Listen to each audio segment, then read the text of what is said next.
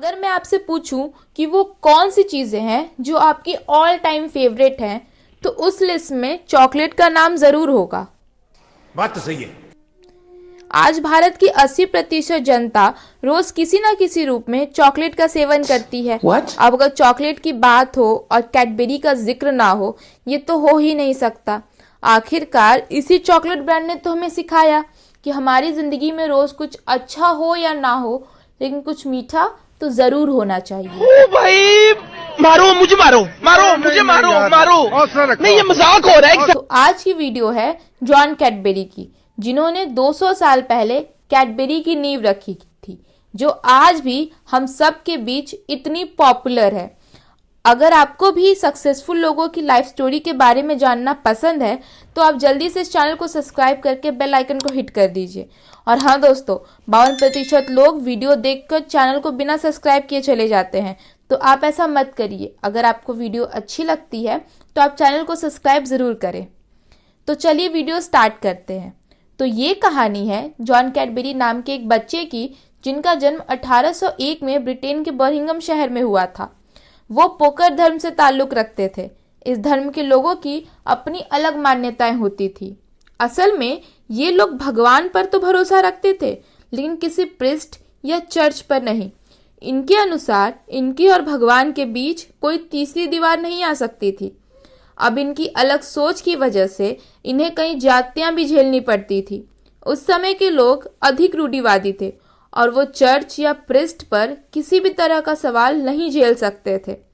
और यदि उन पर कोई सवाल उठाता था तो उन्हें या तो समाज से बेदखल कर दिया जाता था या फिर मौत की घाट उतार दिया जाता था। समाज से बेदखल करने की वजह से इनके बच्चों को स्कूल में एडमिशन तक नहीं मिलता था और ये कहीं नौकरी भी नहीं कर सकते थे। यहाँ तक कि इन्हें सेना में भी भर्ती नहीं किया जाता था। इन सभी प्रॉब्लम से जॉन कैडबरी परेशान थे। उन्होंने परेशान होकर अंत में अपने ही धार्मिक स्कूल से अपनी शिक्षा पूरी की। सभी रास्ते बंद होने की वजह से जॉन कैडबरी ने अपना खर्च निकालने के लिए एक कॉफ़ी शॉप पे काम करना शुरू किया।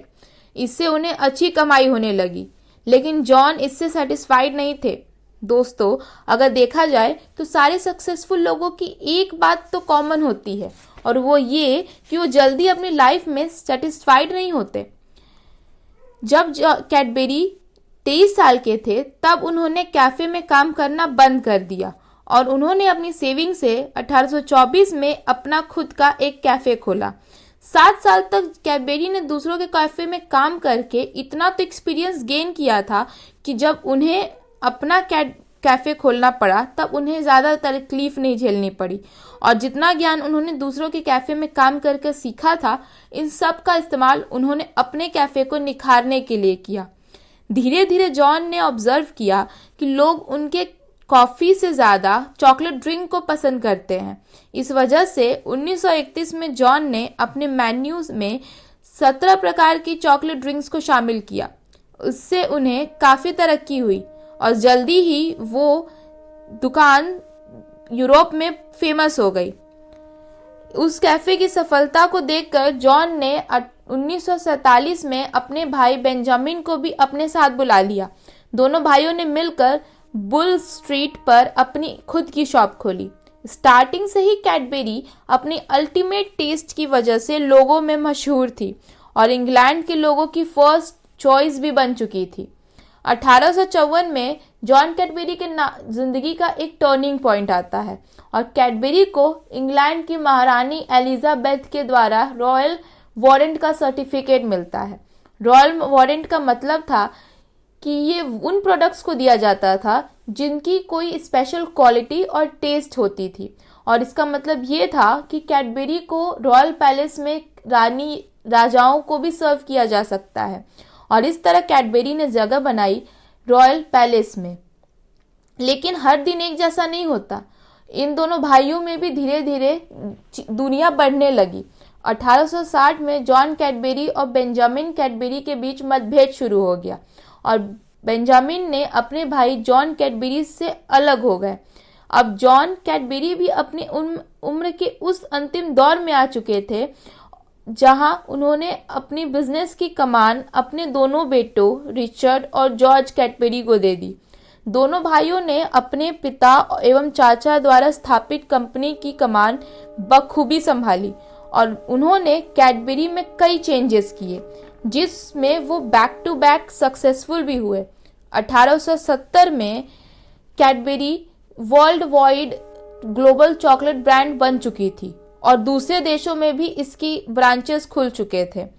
इस बीच 1858 में कैडबरी की नींव रखने वाले जॉन कैडबरी की 88 वर्ष की आयु में मृत्यु हो गई और उसके ही 10 साल के अंदर कैडबरी को दूसरी जिंदगी देने वाले रिचर्ड कैडबरी की भी मृत्यु हो गई और कैडबरी की पूरी जिम्मेदारी जॉर्ज की कंधों पे आ गई। जॉर्ज कैडबरी के लिए बहुत पैशनेट थे। जहां 65 साल की उम्र में लोग रिटायरमेंट लेकर मौत का इंतजार करना पसंद करते हैं, वहीं जॉर्ज ने 35 साल की आयु में भी कैडबरी पर एक्सपेरिमेंट करना नहीं बंद किया और 1905 में आविष्कार किया चॉकलेट बार का। जॉर्ज इसके लिए 1857 से प्रयास कर रहे थे। कई अनसक्सेसफुल अटेम्प्ट के बाद जॉर्ज ने चॉकलेट ड्रिंक में अधिक दूध और चीनी मिलाकर जब उसे ठोस किया और जब ठोस करके उसे सुखाया और उन्होंने उसका टेस्ट किया, तब उसका टेस्ट बढ़ चुका था और इस तरीके से शुरुआत हुई आज की डेयरी मिल्क की। जॉर्ज ने इस प्रोडक्ट को जब लोगों के बीच उतारा तो लोगों ने इसे काफ़ी पसंद किया और जिस वजह से कैडबरी की पॉपुलैरिटी और प्रॉफिट दोनों ही बढ़ने लगा। 1948 में कैडबरी ने भारत में भी अपने कदम रखे और कुछ ही सालों में यहाँ भी अपने झंडे गाड़ दिए।